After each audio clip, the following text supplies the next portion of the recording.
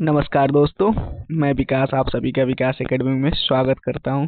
तो आप सभी के लिए लेकर आया हूं 10 मिनट शो संविधान का सेकंड पार्ट। उम्मीद करता हूं आप सभी को सेशन अच्छा लगेगा, क्योंकि ये सभी क्वेश्चन आपके एग्जाम के लिए बहुत ही महत्वपूर्ण है। तो आइए एक एक करके क्वेश्चन को देखते हैं। एक टॉप 15 प्लस सीरीज चल रहा है, जिसमें हम 25 क्वेश्चन पहले कर चुके हैं, 25 क्वेश्चन आज कर रहे हैं, लेकिन एक पार्ट और आएगा तब जाकर के इसका पूरा सिलेबस कंप्लीट होगा। तो आइए एक एक करके क्वेश्चन को देखते हैं। क्लास को लास्ट तक देखिएगा आप लोग, क्वेश्चन बहुत ही अच्छे अच्छे हैं आपके एग्जाम के पर्सपेक्टिव से। तो आइए क्लास को हम देखते हैं।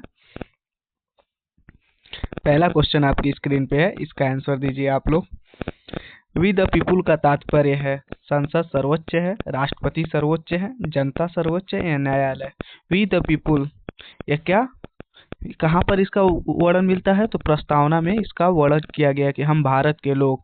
कहाँ? हम भारत के लोग। तो वी द पीपुल का तात्पर्य होता है कि जनता ही सर्वोच्च होती है। क्या होती है?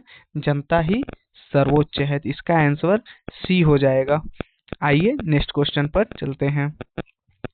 प्रस्तावना को संविधान की कुंजी किसने कहा? प्रस्तावना को संविधान की कुंजी किसने कहा? नेहरू, अंबेडकर, के एम मुंशी या ठाकुर भार्गव दास। तो आप बताइए, 2 नंबर का आंसर क्या हो जाएगा? तो संविधान आर्टिकल 32 को डॉक्टर भीमराव अंबेडकर के द्वारा कहा गया है, संविधान की आत्मा कहा गया है। और ठाकुर भार्गव दास के द्वारा प्रस्तावना को संविधान की कुंजी कहा गया है। और एक बात और नोट कर लीजिएगा, क्या?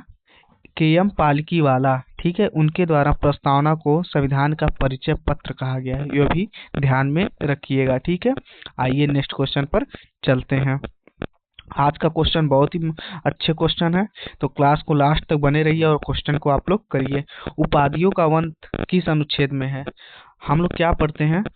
आर्टिकल 12 से लेकर के आर्टिकल 35 तक मौलिक अधिकार को पढ़ते हैं, जो कहाँ से लिया गया है? यह यूएसए से लिया गया। उसमें आर्टिकल 14 से लेकर के 18 तक समानता का अधिकार का वर्णन किया गया है। उसी में हमें उपाधियों का अंत को पढ़ना रहता है। तो उपाधियों का अंत किस अनुच्छेद में किया गया है बताइए? आर्टिकल 17, आर्टिकल 18, आर्टिकल 19 या आर्टिकल 21। तो देखिए, उपाधियों का जो अंत है वो आर्टिकल 18 में किया गया है। इसे आप लोग ध्यान रखिएगा। आर्टिकल 17 में क्या है? तो छुआछूत का अंत बताया गया। और आर्टिकल 19 में वाक एवं अभिव्यक्ति की स्वतंत्रता के बारे में बताया गया। और आर्टिकल 21 प्राण एवं दैहिक स्वतंत्रता की बात की गई है आर्टिकल 21 में। इसे भी आप लोग ध्यान में रखिएगा। तो इसका आंसर बी हो जाएगा। आइए नेक्स्ट क्वेश्चन पर चलते हैं। जीवन का अधिकार किस वाद से विस्तृत हुआ? पहले जानिए जीवन का अधिकार कौन से आर्टिकल में आता है। तो यह आर्टिकल 21 में आता है। अभी पीछे वाले क्वेश्चन में हम बताए हैं आपको, जीवन का अधिकार, प्राण एवं दैहिक स्वतंत्रता का अधिकार जो है आर्टिकल 21 में आता है। तो पूछ रहा है जीवन का अधिकार किस वाद से विस्तृत हुआ? मेनका गांधी, गोलकनाथवाद, मिनर्वा मिल्स, केशवानंद। तो देखिए, मेनका गांधी 1978 के द्वारा क्या कर दिया गया? आर्टिकल 21 का विस्तार किया गया, ठीक है। आर्टिकल 21 का विस्तार किया गया। तो इसका आंसर ए हो जाएगा। जीवन का अधिकार का जो वाद है मेनका गांधी से संबंधित है, और यहीं पर आर्टिकल 21 का विस्तार किया गया है। इसे भी आप लोग ध्यान रखिएगा। आइए नेक्स्ट क्वेश्चन पर चलते हैं। मौलिक अधिकार का निलंबन किस आपातकाल में होता है? मौलिक अधिकार का निलंबन किस आपातकाल में होता है? राष्ट्रीय, राज्य, वित्तीय या सभी। तो देखिए, आर्टिकल 352 राष्ट्रीय आपातकाल, आर्टिकल 352 में रखा गया किसे? राष्ट्रीय आपातकाल को। और वित्तीय आपातकाल जो है आर्टिकल 360 में आता है। लेकिन मौलिक अधिकार का निलंबन सिर्फ राष्ट्रीय आपातकाल में होता है, ठीक है, याद रखिएगा, सिर्फ राष्ट्रीय आपातकाल में। और राष्ट्रपति शासन की बात की जाए तो आर्टिकल 356 में रखा गया है। इसे भी आप लोग ध्यान रखिएगा। एक बात और नोट कर लीजिएगा, मौलिक अधिकार जो निलंबन की बात की जाती है तो आर्टिकल 20 और 21 को छोड़ करके सारे मौलिक अधिकार का निलंबन होता है, लेकिन आर्टिकल 20 और 21 को छोड़ करके, ठीक है। इसका आंसर ए हो जाएगा।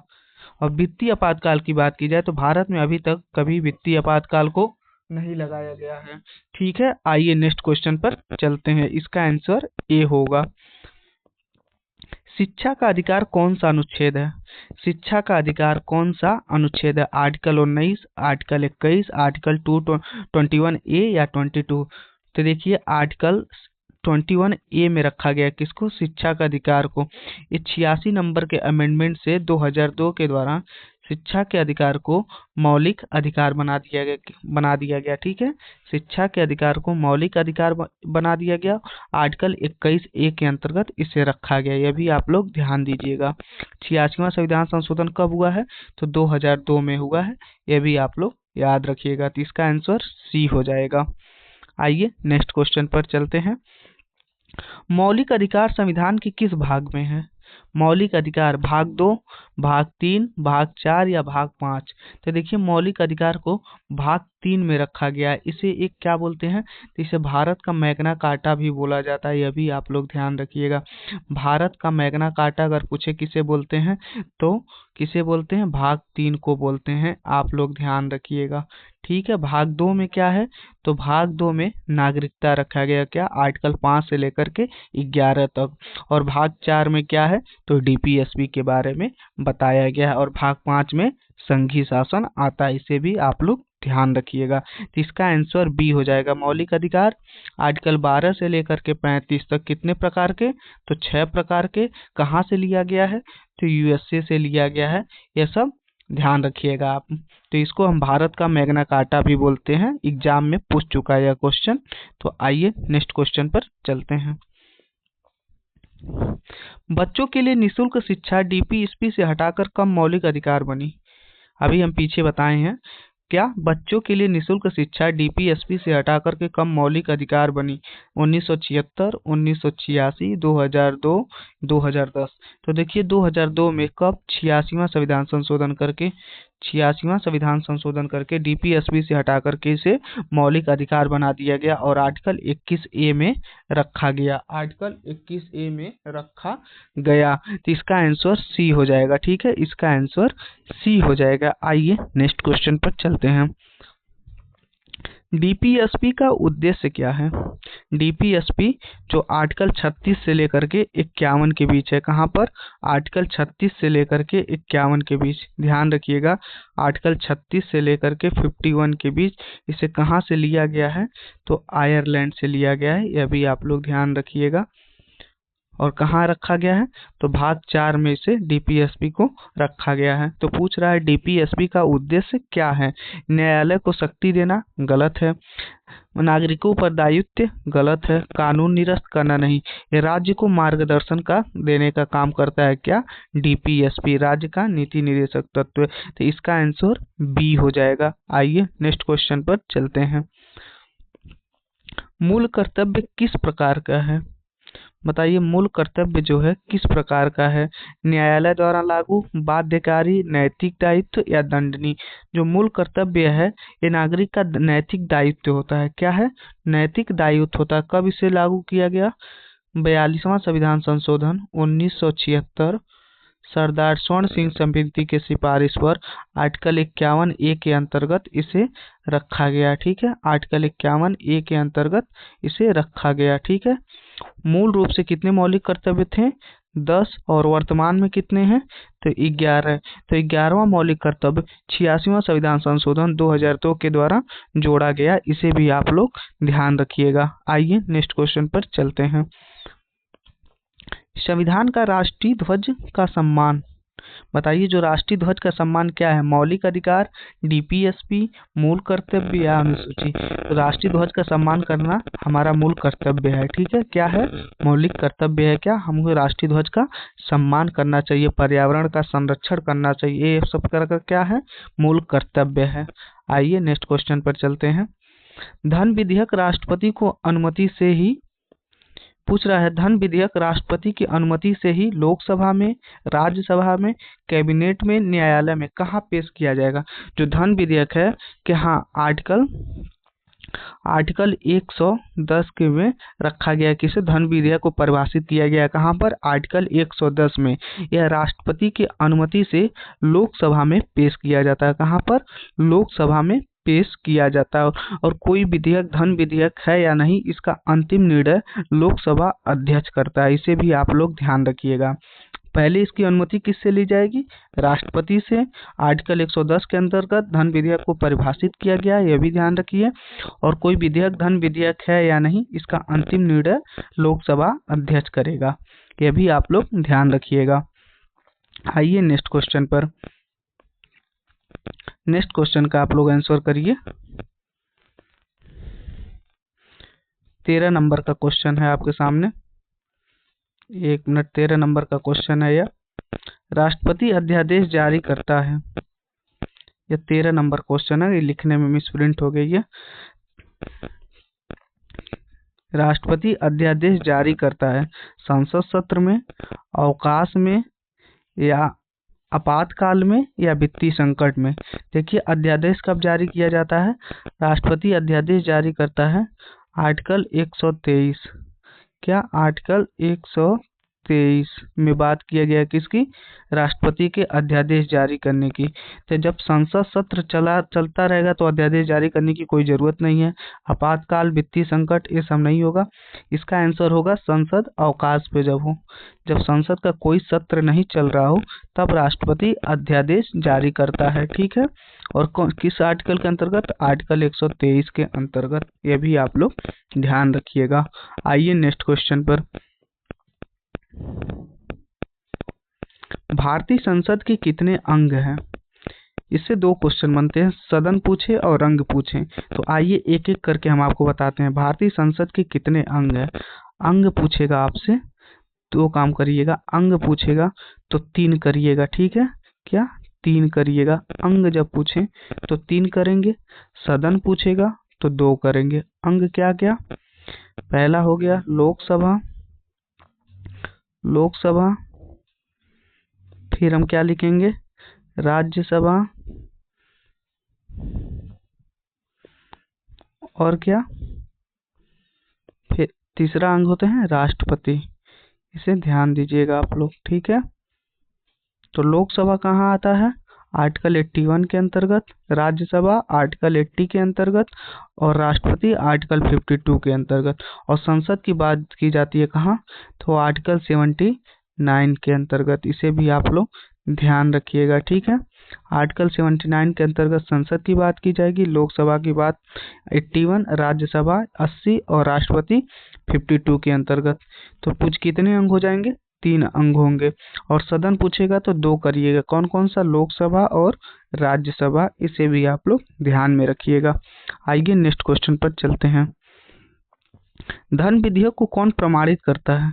राष्ट्रपति, प्रधानमंत्री, लोकसभा अध्यक्ष, या राज्यसभा सभापति। अभी हम पीछे बताए हैं कोई विधेयक धन विधेयक है नहीं, ये अंतिम रूप से निर्णय लोकसभा अध्यक्ष का होता है। ठीक है, तो इसका आंसर सी हो जाएगा।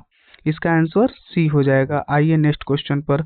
संसद का संयुक्त अधिवेशन किस अनुच्छेद में है? संयुक्त अधिवेशन किस अनुच्छेद के अंतर्गत आएगा? इसका आंसर करिए आप लोग। इसका आंसर 160 हो जाए 108 होगा। आर्टिकल 108 के अंतर्गत संयुक्त अधिवेशन बुलाता है। बुलाने का काम कौन करेगा? तो राष्ट्रपति संयुक्त अधिवेशन बुलाते हैं। और इसकी अध्यक्षता कौन करते हैं? तो लोकसभा अध्यक्ष इसकी अध्यक्षता करेंगे। ठीक है, कौन? लोकसभा अध्यक्ष। इसे ध्यान रखिएगा। लोकसभा अध्यक्ष क्या करते हैं? इसकी अध्यक्षता करते हैं। और बुलाता कौन है? राष्ट्रपति। कौन से आर्टिकल के अंतर्गत? आर्टिकल 108 के अंतर्गत। इसे आप लोग ध्यान रखिएगा। राज्यसभा की न्यूनतम आयु कितनी होती है? यदि आपको राज्यसभा के सदस्य बनना है तो उसकी न्यूनतम आयु कितनी होगी? 25 वर्ष जो होता है यह लोकसभा की आयु है। ठीक है, कितना? ये लोकसभा की आयु, न्यूनतम आयु कितनी होनी चाहिए? 25 वर्ष। और 30 वर्ष होनी चाहिए राज्यसभा के लिए। कितना? 30 वर्ष होनी चाहिए राज्यसभा के लिए। और राष्ट्रपति बनने के लिए कितना होना चाहिए? बताइए, राष्ट्रपति बनने के लिए कितना होना चाहिए? तो आपका 35 वर्ष होना चाहिए। इसे आप लोग ध्यान रखिएगा। ठीक है, कितना होना चाहिए? तो 35 वर्ष होना चाहिए। तो राज्यसभा के सदस्य की न्यूनतम आयु 30 वर्ष होती है, लोकसभा का 25 वर्ष होता है और राष्ट्रपति का 35 वर्ष होता है। और मतदान करने की उम्र कितनी होती है? तो 18 वर्ष होती है। पहले कितनी थी? 21 वर्ष, लेकिन 61वां संविधान संशोधन करके के मतदान की उम्र घटा करके 21 से 18 कर दिया गया। ठीक है, इससे भी आप लोग ध्यान रखिएगा। तो इसका आंसर सी होगा। ठीक है, इसका आंसर सी हो जाएगा। आइए नेक्स्ट क्वेश्चन देखते हैं। राष्ट्रपति सर्वोच्च न्यायालय से परामर्श किस अनुच्छेद में लेता है? सर्वोच्च न्यायालय से राष्ट्रपति जो परामर्श लेता है कौन से आर्टिकल के अंतर्गत लेता है? Article 131, article 136, article 141, article 143। 143 का मतलब कुछ और मत समझ लीजिएगा आप लोग, यहाँ पर आर्टिकल की बात की जा रही है। तो राष्ट्रपति जो है सर्वोच्च न्यायालय से परामर्श आर्टिकल 143 के अंतर्गत ही लेता है, आर्टिकल 143 के अंतर्गत ही लेगा। ठीक है, इसे आप लोग ध्यान रखिएगा। आर्टिकल 143 के अंतर्गत राष्ट्रपति सर्वोच्च न्यायालय से परामर्श लेता है। ठीक है, आइए नेक्स्ट क्वेश्चन पर चलते हैं। भारत में एकीकृत न्यायालय प्रणाली का अर्थ क्या है? एकीकृत न्याय प्रणाली का अर्थ क्या है? अलग अलग कानून, अलग अलग न्यायालय, सर्वोच्च न्यायालय शीर्ष पर या राज्य सर्वोच्च। तो एकीकृत न्याय प्रणाली का अर्थ होता है सर्वोच्च न्यायालय जो सुप्रीम कोर्ट न्यायालय है वो कहाँ पर है? शीर्ष पर है। तो इसका आंसर क्या हो जाएगा? सी हो जाएगा। ठीक है, इसका आंसर सी हो जाएगा। आइए नेक्स्ट क्वेश्चन पर। मिनी कॉन्स्टिट्यूशन किस संशोधन को कहा जाता है? लघु संविधान या मिनी कॉन्स्टिट्यूशन किसे कहा जाता है? 24वां, 42वां, 44वां या 52वां? तो देखिए 42 नंबर अमेंडमेंट 1976, इसे ही क्या कहा गया है? तो मिनी कॉन्स्टिट्यूशन कहा गया या लघु संविधान कहा जाता है। ठीक है, याद रखिएगा। 44 संविधान संशोधन 1978 इस और 52 नंबर अमेंडमेंट कब हुआ था? 1985। ये तीनों एग्जाम के लिए बहुत ही महत्वपूर्ण है, एक एक करके समझिए। 42वां संविधान संशोधन में बहुत सारे बदलाव हुए थे, इसीलिए इसे मिनी कॉन्स्टिट्यूशन या लघु संविधान कहते हैं। 44 नंबर अमेंडमेंट में एक सबसे महत्वपूर्ण काम क्या हुआ था कि संपत्ति के अधिकार को मौलिक अधिकार से हटा करके कानूनी अधिकार बना दिया गया। कब? 44 नंबर अमेंडमेंट 1978 के द्वारा। और 52 नंबर संविधान संशोधन 1985 में क्या हुआ था? तो दल बदल कानून 52 नंबर अमेंडमेंट के द्वारा ही जोड़ा गया है। ठीक है, इसे भी आप लोग ध्यान रखिएगा। तो इसका आंसर बी हो जाएगा। आइए नेक्स्ट क्वेश्चन पर चलते हैं। देखिए अभी हम दल बदल की बात कर रहे थे, उसका क्वेश्चन भी आ गया। दल बदल विरोधी कानून किस अनुसूची में है? किस अनुसूची में दल बदल विरोधी कानून को रखा गया? 8वीं, 9वीं, 10वीं या 11वीं? तो देखिए 10वीं अनुसूची में रखा गया था। इसे कब जोड़ा गया? तो 1985 में। कौन सा संविधान संशोधन किया गया? तो 52 नंबर अमेंडमेंट हुआ था। इसे भी आप लोग ध्यान रखिएगा। और 8वीं अनुसूची में क्या है? तो 22 भाषा की बात की गई है। ठीक है, यह भी ध्यान रखिएगा।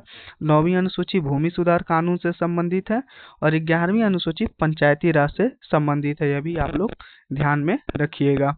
आइए नेक्स्ट क्वेश्चन पर चलते हैं।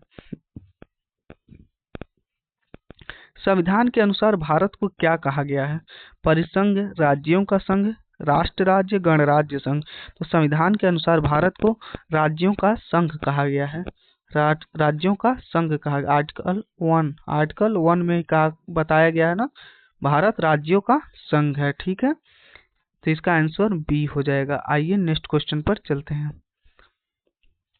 7वीं अनुसूची संबंधित है किससे? 7वीं अनुसूची संबंधित है भाषाएं, शक्तियों का विभाजन, शपथ या वेतन? तो देखिए 7वीं अनुसूची में शक्तियों का विभाजन किया गया। क्या? शक्तियों का विभाजन किया गया है 3 अनुसूची बना करके। ठीक है, क्या क्या? संघ, राज्य और समवर्ती सूची। क्या? समवर्ती सूची बना करके शक्तियों का विभाजन किया गया है राज्य और केंद्र के बीच। तो संघ सरकार पर कानून, संघ पर कानून कौन बनाएगा? तो केंद्र सरकार बनाता है। और राज्य सूची पर कानून राज्य सरकार बनाएगा और समवर्ती सूची पर कानून दोनों बनाते हैं। तो इसमें कितने विषय आते हैं इसे भी आप लोग जान जाइए। संघ सूची के अंतर्गत 100 विषय आएंगे, 100 आएंगे। और राज्य सूची के अंतर्गत 61 विषय आते हैं और समवर्ती सूची के अंतर्गत 52 विषय आते हैं, इसको भी ध्यान आप लोग रखिएगा। इसके अलावा जो कुछ बचता है तो वह कहाँ जाता है, तो अवशिष्ट शक्तियाँ में जाता है जो केंद्र सरकार के पास होती है, इसे भी आप लोग ध्यान रखिएगा। तो भाषा की बात कहाँ की गई है, तो 8वीं अनुसूची में बात की गई है। और दूसरी अनुसूची में क्या बताया गया, वेतन भत्ता की बात किया गया दूसरी अनुसूची में, और शपथ प्रतिज्ञान की बात तीसरी अनुसूची में की गई है, ये भी आप लोग ध्यान रखिएगा। आइए नेक्स्ट क्वेश्चन पर चलते हैं। भारत में अब तक कौन सा आपातकाल लागू नहीं हुआ है, कौन सा आपातकाल लागू नहीं हुआ है, राष्ट्रीय, राज्य, वित्तीय या आंतरिक। तो देखिए, राष्ट्रीय आपातकाल भारत में 3 बार लग चुका है, और वित्तीय आपातकाल आज तक भारत में कभी नहीं लगा, जो आर्टिकल 360 के बीच रखा गया। ठीक है, आर्टिकल 360 में आता है, तो आपका आंसर सी हो जाएगा। आइए नेक्स्ट क्वेश्चन पर चलते हैं। अगर पूछ ले आपातकाल को कहाँ से लिया गया है, इसे आप लोग याद रखिएगा, जर्मनी के वाइमर संविधान से लिया गया। और कहाँ रखा गया है, तो भाग 18, कहाँ, भाग 18 आर्टिकल 352 से लेकर के 360 के बीच, ये भी आप लोग ध्यान रखिएगा। ठीक है, आर्टिकल 352 से 360 के बीच आएगा। आइए नेक्स्ट क्वेश्चन पर चलते हैं।